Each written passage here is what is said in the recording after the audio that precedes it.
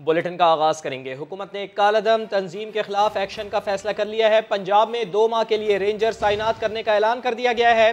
वजीर आजम इमरान खान ने कालादम तहरीक लब्बैक के मुतालबात मुस्तरद कर दिए हैं। काबीना इजलास में कहा, मुल्की मफाद के खिलाफ और ज़बरदस्ती कोई मुतालबात नहीं मनवा सकता। पुलिस एहलकारों को मारना सियासी कारकुनान का नहीं, दहशत गर्दों का काम है। वजीर आजम ने रियासती इदारों को शरपसंदों के खिलाफ सख्ती से निमटने की हिदायत की है। वफाकी वज़रा के मुताबिक मार्च को जहलुम से पहले रोकने और पेशावर GT रोड को भी बंद करने का फैसला किया गया है। वजीर इत्तलात फवाद चौधरी कहते हैं, सूरत हाल से निमटने के लिए पुलिस और रेंजर्स के साथ साथ फौज भी दस्तयाब होगी। कालादम तहरीक लब्बैक के मुतालिबात मुस्तरद। विफाकी हुकूमत ने एक्शन का फैसला कर लिया। पंजाब में रेंजर्स तैनात करने का ऐलान। शरपसंद अनासिर से सख्ती से निपटा जाए। काबीना इजलास में वजीर आजम इमरान खान ने हुक्म दे दिया। कहा, ऐसे मुतालिबात नहीं माने जा सकते जो मुल्की मफाद के खिलाफ हो। पुलिस वालों को मारना सियासी कारकुनान का नहीं बल्कि दहशत गर्दों का काम है। वजीर दाखिला शेख रशीद ने बताया कि पंजाब में रेंजर्स 2 माह के लिए तैनात होगी। पंजाब रेंजर्स 60 दिन के लिए कराची की तरह पूरे पंजाब में नाफिजुल अमल कर रहा हूँ। फौज को भी तैयार रखा गया है। ये जो एहतजाज है इसके ऊपर 3 जो है, पुलिस सबसे पहले होगी, रेंजर्स होंगे और फिर पाक फौज भी इसमें अवेलेबल होगी। तो तीनों मुश्तरका ऑपरेशन जो है वो ये होगा। उधर गुजरावाला में हालात बदस्तूर कशीदा हैं। मुश्ताइल मुजाहिरीन ने 6 पुलिस मोबाइलों पर कब्जा करके एहलकारों को यरगमाल बना लिया। झड़पों में पंजाब पुलिस का एक और जवान शहीद हो गया। 1 हफ्ते के दौरान 3 पुलिस एहलकार शहीद और 70 जख्मी हो चुके हैं, जिनमें 15 की हालत तशवीशनाक है। कोई रियासत पाकिस्तान को कमज़ोर समझने की गलती ना करे। कालादम TLP को अस्करियत पसंद ग्रुप के तौर पर डील किया जाएगा। वफाकी वजीर फवाद चौधरी की प्रेस कॉन्फ्रेंस। कहा, एहतजाज करने वालों की खास लीडरशिप खून खराबा चाहती है। हमने बड़ी दहशतगर्द तंजीमों को धूल चटाई है। एहतजाज करने वालों को सोशल मीडिया पर भारत से मदद मिल रही है। सोशल मीडिया पर झूठी खबरें फैलाने वालों को भी वार्निंग दी है उन्होंने।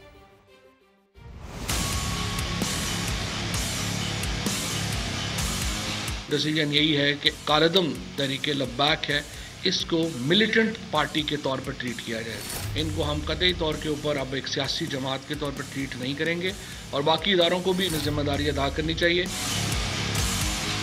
इन्होंने एक वतीरा बना लिया है, कोई ना कोई बहाना बना के बाहर निकलते हैं और सड़कें ब्लॉक कर देते हैं। रियासत जो है उसकी सब्र की कोई लिमिट होती है, कोई इंतहा होती है। हम चाहते नहीं है कि यहाँ पे कोई लोगों का खून बहे। इनकी जो एक लीडरशिप की जो कुछ लोग हैं कि वो तो चाहते हैं कि सड़कों के ऊपर खून बहे। किसी माई के लाल की जरूरत नहीं है कि वो पाकिस्तान की रियासत को ब्लैकमेल करे। हमने बड़ी बड़ी टेररिस्ट ऑर्गेनाइजेशंस को यहाँ पे धूल चटाई है। कोई रियासत पाकिस्तान को कमज़ोर समझने की गलती ना करे। एक तो हिंदुस्तान से इनको जो है वो सोशल मीडिया हेल्प मिल रही है और कुछ और मुल्कों से भी मिल रही है। हम उन मुल्कों से भी रब्ता कर रहे हैं कि इन लोगों को वहाँ से निकाला जाए। कुछ लोग जो YouTube के ऊपर और सोशल मीडिया के ऊपर कैंपेन कर रहे हैं और झूठी खबरें फैला रहे हैं, आप अपने रवैयों के ऊपर अभी नजरसानी कर लें। We will come hard on you. साबिक वफाकी वजीर फैसल वावडा का तहलका खेज इंटरव्यू। समा के प्रोग्राम नदीम मलिक लाइव में दावा कर दिया, बड़ा दावा कर दिया। कहते हैं कालादम तहरीक लब्बैक से मुआहिदा गलत था। फ्रांसीसी सफीर को निकालने के मुआहिदे से वजीर आजम लाइल्म थे। हर चीज़ का मलबा वजीर आजम पर न डाला जाए। उन्होंने ताकत के इस्तेमाल को भी गलत करार दे दिया। अपने ख्यालात के इजहार में ये भी कहा, आपके पास किसी भी मसले के 2 हल होते हैं। एक हल होता है टेबल पे बैठ के बात खत्म कर दें, दूसरा हल होता है आपका लड़ाई। तीसरा कोई हल नहीं है दुनिया के अंदर किसी भी चीज़ का। अब आपने लड़ने वाला रास्ता चुना है। देखिए, मैं अभी भी समझता हूँ कि ये लड़ाई का रास्ता गलत रास्ता है। आपके इंटीरियर मिनिस्टर ने वो एग्रीमेंट साइन किया था जिसके अंदर फ्रेंच एम्बेसडर को निकाले जाने का तज़किरा था। आपकी हुकूमत ने किस अथॉरिटी से वो एग्रीमेंट साइन किया था? नदीम भाई, आपने बहुत ज़बरदस्त बात की। जब मैं और आपको लब्बैक की टॉप लीडरशिप इंक्लूडिंग साद रिजवी जो उनके साहबजादे हैं वो भी आपको बताएंगे, एक तो वो एग्रीमेंट रॉन्ग एग्रीमेंट साइन हुआ, स्टेट की इंटेंट कहाँ थी जब ये साइन कर रहे थे कि हम सफ़ीर को निकालने का फैसला करेंगे? उस वक्त पता नहीं था यूरोपियन यूनियन हमारे साथ क्या करेगी, अमेरिका हमें क्या कहेगा, वेस्ट से हम बाहर हो जाएंगे। उस वक्त एग्रीमेंट करते हुए क्या सोची दिमाग में? मैं अभी भी ये समझने से कासिर हूँ। वो वुज़रा थे, वफाक के नुमाइंदे थे, किस अथॉरिटी से ही बैठ के दस्तखत? मैं आपको एक चीज़ क्लियर करता हूँ, याद दें, PM was not informed. PM का कंसेंट इसमें नहीं था। मैं पहले वाले की तो बात करूँ, दूसरे वाले का मुझे पता नहीं। वफाकी वज़ीर दाखिला शेख रशीद ने कलदम तंजीम को अल्टीमेटम दे दिया। बोले वापस चले जाएं वरना बेअमनी होगी, आलमी पाबंदियां लग जाएंगी और फिर केसेस हमारे हाथ में नहीं होंगे। शेख रशीद ने वाजे किया कि फ्रांस का सिफारत खाना बंद नहीं कर सकते। ये भी कहा कि फ्रांस का सफीर पाकिस्तान में मौजूद ही नहीं, मगर कलदम तंजीम का एजेंडा कुछ और है। जश्न ईद मिलादुन्नबी के जुलूस में आगे आके इन्होंने धरने में तब्दील कर दिया और ये उनका छठा एपिसोड है। ये मिलिटेंट हो चुके हैं। इन्होंने क्लाशनकोफों से पुलिस पर फायरिंग की, पुलिस नत्ती थी, उनके पास लाठियां थी। अभी भी मैं उनसे दरखास्त करता हूं कि वो वापस चले जाएं मस्जिद रहमतुल आलमीन में। अगर वो ऐसा नहीं करेंगे तो फिर मुल्क में जो बदअमनी की सूरत हाल होगी, हमने मुआहदा किया है, हमारे दस्तखत हैं, उस पर कायम है। लेकिन अगर ये कहना कि ये टॉप प्रायोरिटी है, मुल्क के हालात बड़ी अजीब सूरत हाल से गुजर रहे हैं, हम फ्रांस एम्बेसी को ना बंद कर सकते हैं और उसका एम्बेसडर यहाँ है ही नहीं है। वो कहते हैं हम गूगल से देखते हैं, मुझे तो आता नहीं गूगल से कैसे देखते हैं। मैंने एज ए इंटीरियर मिनिस्टर उनको कहा है कि फ्रांस का एम्बेसडर पाकिस्तान में नहीं है, लेकिन इससे साबित हुआ कि उनका एजेंडा कुछ और है। मौलाना फजलुर रहमान साहब, मुल्क की संजीदगी को आप समझने की कोशिश करें। जो लोग इन लोगों को आगे करके ये समझ रहे हैं कि ये हुकूमत की रिट को चैलेंज हो जाएगा और हुकूमत ये कहीं जा रही है, तो हुकूमत कहीं नहीं जा रही। मुझे डर है कि ये ऑर्गेनाइजेशन जो है, ये ना हो कि उन पर इंटरनेशनल पाबंदी लग जाए। सख्ती से हिदायत की है कि जो सोशल मीडिया पे झूठी खबरें चला रहे हैं, शहीद तो पुलिस के हुए हैं 3। JUI सरबराह मौलाना फजलुर रहमान ने कालादम TLP के एहतजाज की खुलकर हिमायत कर दी है। इस्लामाबाद में प्रेस कॉन्फ्रेंस करते हुए बोले कि इमरान खान ने खुद 126 दिन का धरना दिया था, तो TLP क्यों इस्लामाबाद में एहतजाज नहीं कर सकती? मुजाहिरीन को एहतजाज का हक दिया जाए। तहरीक लब्बैक उनके कारकुन इस्लामाबाद की तरफ आ रहे, एहतजाज करना उनका जमहूरी हक। इंतहाई ज़ालिमाना अंदाज के साथ उन पर तशद्दुद किया गया है। ये कौन सा अखलाकी रवैया है कि खुद इमरान खान 126 दिन का धरना डी चौक पर देते रहे, अब अगर ये लोग आते हैं मुजाहरा करते हैं तो उन पर तशद्दुद किया जा रहा है। इस्लामाबाद तुम्हारे बाप की जागीर नहीं है, यहाँ नाजायज़ तौर पर तुम बतौर हुक्मरान बैठे रहोगे और कोई पाकिस्तानी शहरी यहाँ आकर अपने एहतजाज नहीं करा सकते। हम हुकूमत के इन ज़ालिमाना हथकंडों की मजम्मत करते हैं, मुतालबा करते हैं कि उनको अपने एहतजाज का हक दिया जाए। जो हुकूमत खुद धांधली की पैदावार हो, उसकी निगरानी में बल्दियाती इलेक्शन कैसे कबूल किए जा सकते? अजीब मलगूबा ये है कि विलेज काउंसिल वो गैर जमाती होंगे और तहसील इलेक्शन वो जमाती बुनियाद। हम अपने माहिरीन कानून से भी मशवरा कर रहे हैं ताकि इलेक्शन कमीशन की तरफ रुजू किया जा सके। बाइकाट वो हमारे गौर है, हम बाइकाट करेंगे बिलाखिर, और कोई रास्ता अगर न हुआ तो पहले हम ये कहना चाहते हैं कि ये इंतखाबात मनसूख कर दिए जाएं। कलदम तंजीम के मार्च के बायस रास्ते बंद हैं। गुजरावाला, गुजरात और जहलुम समेत मुख्तलिफ इलाकों में शहरी परेशान हैं। कहीं रास्ते बंद तो कहीं मोबाइल फोन सर्विस। कलदम तंजीम के मार्च के बायस शहरियों को शदीद परेशानी। गुजरावाला सादुके में GT रोड से मुल्हिका कच्चे रास्ते पर मजीद 3 खंदकें तैयार कर ली गईं। सादुके बाजार को भी बंद करवा दिया गया। दरियाए जहलम के दोनों पुलों पर भी कंटेनर रख दिए गए हैं। रास्ता न होने की वजह से गाड़ियों की कतारें लग गई। लोग सामान उठाए पैदल सफर कर रहे हैं। जहलम से दीना तक 4 मुकामात पर GT रोड को बंद कर दिया गया। सड़कों की बंदिश से बूढ़े और माजूर अफराद घरों तक पहुंचने के लिए सहारा ढूंढते रहे। मोटरसाइकिल सवार ट्रैफिक एहलकारों से उलझते रहे। उधर रावलपिंडी में 2 दिन पहले खुलने वाले रास्ते कलदम तंजीम के मुमकिना मार्च के बायस रात गए दोबारा बंद कर दिए गए। मेट्रो बस सर्विस भी मुअत्तल है। उनको चाहिए कि जो भी मामलात हैं इनको किसी भी तरीके से हैंडल करे। हमारा क्या कसूर है? हमारे जो छोटे छोटे बच्चे हैं, हमारे लिए तो कम से कोई ना कोई तो रास्ता निकाले ना। हम बच्चों के लिए रोजी कमा सकते हैं, ना बच्चों की पढ़ाई कर सकते हैं। गवर्नमेंट को हमारे लिए कोई इक़दाम करना चाहिए। मुमकिन मार से निपटने के लिए 4 अजला की पुलिस रावलपिंडी पहुंच गई है। पुलिस की मुआवनत के लिए रेंजर्स के दस्ते भी मौजूद हैं। दोस्ती का हक अदा, तफसीलात कुछ देर बाद। पाक फौज ने जिला कुर्रम में अफगानिस्तान से दहशतगर्दों की दरअंदाजी की कोशिश नाकाम बना दी। झड़प में सिक्योरिटी फोर्सेस के 2 एहलकार जामे शहादत नोश कर गए। अफगान सरजमीन पाकिस्तान के खिलाफ इस्तेमाल होने पर काबुल से शदीद एहतजाज भी किया गया है। उस्मान खान की रिपोर्ट। पाक अफगान बॉर्डर पर दहशतगर्दों की सरहदी बाढ़ उबूर करने की कोशिश नाकाम। सरहदों की हिफाजत पर मामूर कौम के बेटे दीवार बन गए। झड़प में 2 जवान शहीद। ISPR के मुताबिक दहशतगर्दों ने 26 और 27 अक्टूबर की दरमियानी रात कुर्रम के इलाके में गैर कानूनी तौर पर बाढ़ उबूर करने की कोशिश की। सरहदी मुहाफिजों के रोकने पर फायरिंग से कुर्रम के 24 साला लांस नाइक असद और लकी मरवत के 21 साला सिपाही आसिफ जामे शहादत नोश कर गए। सिक्योरिटी फोर्सेज की जवाबी कार्रवाई में दहशतगर्द वापस फरार। इस्लामाबाद का पाकिस्तान के खिलाफ अफगान सरजमीन के इस्तेमाल पर शदीद एहतजाज। काबुल से पाकिस्तान मुखालिफ सरगर्मियों की रोकथाम का मुतालबा भी कर दिया। तर्जुमान पाक फौज का कहना है, जवानों की कुर्बानियां हमारे अज़ाइम को मजबूत तर बनाती हैं। पाक फौज सरहदों का दिफा और दहशतगर्दी का जड़ से खात्मा यकीनी बनाएगी। अच्छी खबर है कि पाकिस्तानी मईशत को दोस्त मुल्क का सहारा मिल गया है। सऊदी अरब ने पाकिस्तान के लिए 4 अरब 20 करोड़ डॉलर के बड़े पैकेज का ऐलान कर दिया है। 3 अरब dollars state bank of Pakistan में जमा करा दिए गए हैं। उधार तेल की मद में माहाना 10 करोड़ डॉलर का रिलीफ भी मिलेगा। शौकत तरीन ने IMF कर्ज प्रोग्राम भी जल्द बहाल होने की नवीद सुना दी है। इस्लामाबाद से देखिए शकील अहमद की रिपोर्ट।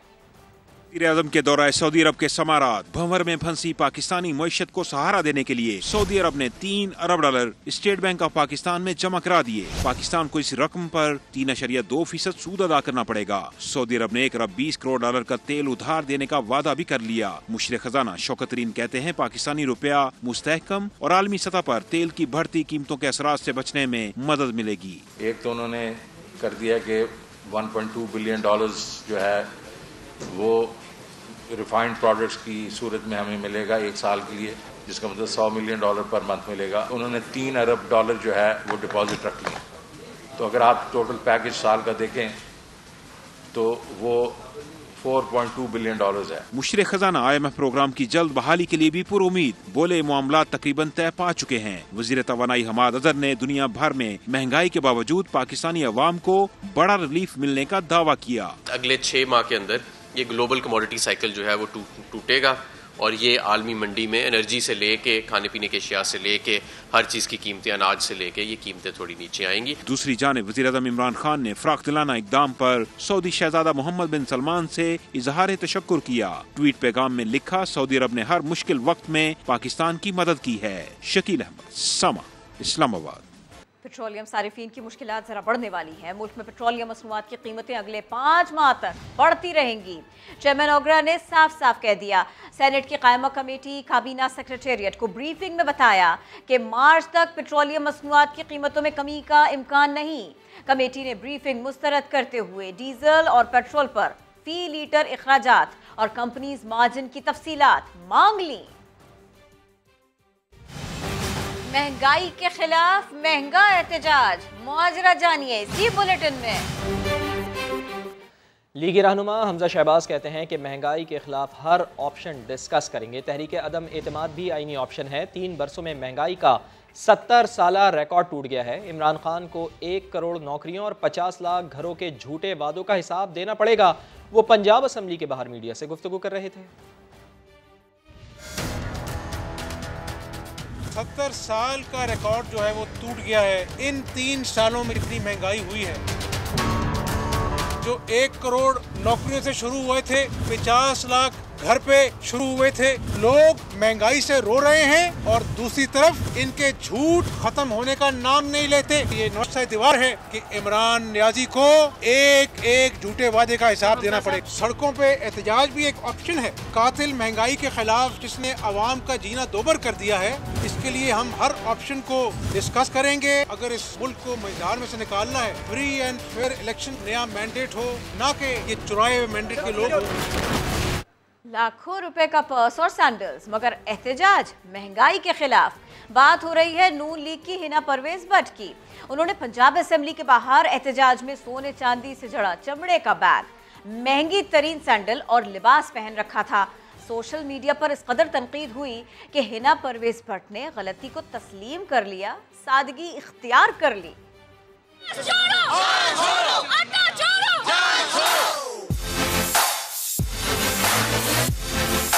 995 डॉलर्स के सैंडल्स, 5,995 डॉलर्स का पर्स। हिना जी कुछ तो खुदा का खौफ करें, आपने 50 बंदों की माहाना तनख्वाह के बराबर बैग और जूते पहन रखे हैं। हिना जी स्टाइलिश बनते हुए मौका महल तो देख लिया करें। ज़िंदगी में ना क्रिटिसिज्म को पॉजिटिवली लिया है और सीखा है क्रिटिसिज्म से। तो आज मैंने मेक श्योर किया कि मैं कोई बैग ना पकड़ूं और बिल्कुल नॉर्मल जूता भी पहनूं जिस पे क्रिटिसिज्म हुआ। महंगाई के खिलाफ एहतजाज के दौरान लीगी रहनुमा हिना परवेज भट्ट के ब्रांडेड हुलिये पर सोशल मीडिया सार्फिन सीखपा हो गए। मोहम्मद ताहा ने सारा हिसाब किताब लिख डाला। फौजिया यजदानी और राबिया अबरार ने भरपूर तंज किया। काशिफ ने लिखा, महंगाई का दर्द अपनी जगह, मगर अपना रहन सहन तो देखिए। ऐन खान और इम्तियाज अली मेंगल ने भी लीगी रहनुमा हिना परवेज भट्ट के इस दोहरे रवैये पर चोट की। हमें ये बात की बिल्कुल रिस्पॉन्सिबिलिटी लेनी चाहिए कि अगर आवाम हमें क्रिटिसाइज़ करती है और कोई चीज़ उनको पसंद नहीं आती तो उस पर हम अपने आप को चेंज करें। कराची के इलाके नर्सरी पर वाक़े नस्ला टार गिराने के लिए अखबार में इश्तिहार शाया कर दिया गया है। इमारत गिराने की माहिर कंपनियों से पेशकश तलब कर ली गई, मगर माहिरीन का कहना है कि पाकिस्तान में ऐसी कोई कंपनी नहीं जो ये महारत रखती हो।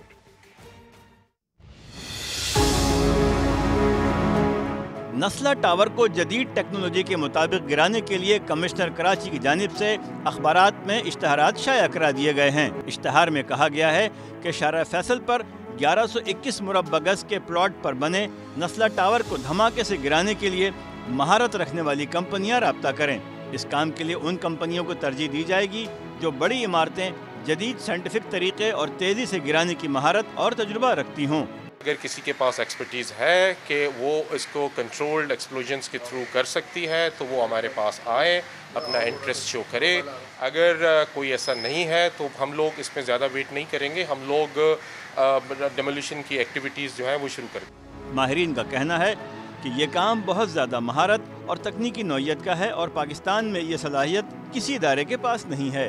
एक सरकारी इदारा है जो एक्सप्लोजिव्स को पाकिस्तान में हैंडल करता है फॉर कंस्ट्रक्शन पर्पसेस, मगर उनके पास भी जो एक्सपर्टीज़ और टेक्नोलॉजी है वो अर्बन एरियाज़ में नहीं है। दुनिया भर में बड़ी इमारतों को गिराने के लिए धमाका खेज मवाद के इस्तेमाल की शरह सिर्फ 1% है, क्योंकि अक्सर इमारतें सीधी गिरने के बजाय दाएं बाएं भी गिर जाती हैं। कराची में शारा फैसल पर वाक़े नस्ला टावर खाली करने के लिए ज़िलाई इंतज़ामिया की डेडलाइन करीब आ गई है। रिहायशियों ने सामान की मुंतकली का अमल भी तेज़ कर दिया है। असिस्टेंट कमिश्नर कहती हैं रात 12 बजते ही ज़िलाई इंतज़ामिया नस्ला टावर का कब्ज़ा ले लेगी। ये रिपोर्ट देखिए। सुप्रीम कोर्ट के अहकामात की रोशनी में हमने आज रात को 27 को जैसे ही 12 बजे डेडलाइन एंड होगी उसके बाद इस बिल्डिंग की पोजीशन हम फॉर्मली ले लेंगे। जिला इंतजामिया ने लचक ना दिखाई तो नस्ला टावर के रिहायशियों ने सामान मुंतकली का अमल तेज कर दिया। मालकान और किराएदार इंतजामिया की जानिब से मिलने वाली डेडलाइन से कबल ही सामान ले जाने लगे। असिस्टेंट कमिश्नर फिरोजाबाद का कहना है कि उम्मीद है सामान मुंतकली का अमल पुरअमन तरीके से मुकम्मल हो जाएगा। सुप्रीम कोर्ट के अहकामात की रोशनी में आप बिल्डर के साथ राब्ता करें कि वो आपको आपकी पेमेंट करे। कोर्ट से राब्ता कर सकते हैं, वहाँ पे ये केस फाइल कर सकते हैं कि इनकी जो पेमेंट है वो रुकी हुई है और वो नहीं मिल रही। अदालती हुक्म पर नस्ला टावर के पानी, बिजली और गैस के कनेक्शन पहले ही मुनक़ता किए जा चुके हैं। कैमरामैन इमरान शाहिद के साथ साद साबरी, समा, कराची। वज़ीर आला बलूचिस्तान की दौड़ में शामिल सरदार यार मोहम्मद रिन को PTI की मरकजी क़यादत ने अब्दुल कुद्दूस बजिंजो के हक में दस्तबरदार करा दिया। वज़ीर दिफा परवेज खट्टक कहते हैं तहरीक इंसाफ की हुकूमत ने बलूचिस्तान अवामी पार्टी को पहले भी सपोर्ट किया, अब भी करेंगे। वज़ीर आला बलूचिस्तान की दौड़ में शामिल सरदार यार मोहम्मद रिंद को PTI ने दस्तबरदार करा दिया। अब्दुल कुद्दूस बजिंजो वजीर आला बलूचिस्तान के लिए मजबूत उम्मीदवार बन गए। चेयरमैन सेनेट सादिक संजरानी और वजीर दिफा परवेज खटक की कोयटा में अहम मुलाकातें। प्रेस कॉन्फ्रेंस में बता दिया माजी की गलतियां नहीं दोहराना चाहते। PTI इनको इस वजह से नहीं सपोर्ट कर रही कि हुकूमत बने, हम इनको इसलिए सपोर्ट कर रहे हैं कि एक बेहतरीन हुकूमत चले, बलूचिस्तान को फायदा हो, बलूचिस्तान तरक्की करे। PTI को नजरअंदाज किया जाता है। सरदार यार मोहम्मद रिंद ने बलूचिस्तान अवामी पार्टी से शिकवा कर दिया। हमारी ये ख्याल था कि चीफ मिनिस्टर का वो ओहदा लेंगे और बाकी जो हैं हमें एडजस्ट करेंगे, मगर बाप ने 3 साल में रवायत नहीं बनाई। दोबारा उम्मीद है कि बाप हमारे साथ वो कुछ नहीं करेगी जो उसने 3 साल पिछले हमारे साथ किया है। BAP के कायम मुकाम सदर जहूर बलेदी और नामजद वजीर आला मीर अब्दुल कुद्दूस बजिंजो ने सरदार यार मोहम्मद रिंद को यकीन दहानी कराई कि वो उनके तजुर्बे से फायदा उठाएंगे और बलूचिस्तान की तरक्की के लिए मिलकर काम करेंगे। अदालती मुहाज पर आसिफ अली जरदारी के लिए बड़ा रिलीफ। इस्लामाबाद हाई कोर्ट ने 8 अरब रुपए की मशकूक ट्रांजैक्शन केस में एहतसाब अदालत को साबिक सदर पर फर्द जुर्म आयद करने से रोक दिया। केस से बरियत की अपील पर भी नैब को नोटिस जारी करके 4 नवंबर तक जवाब तलब कर लिया।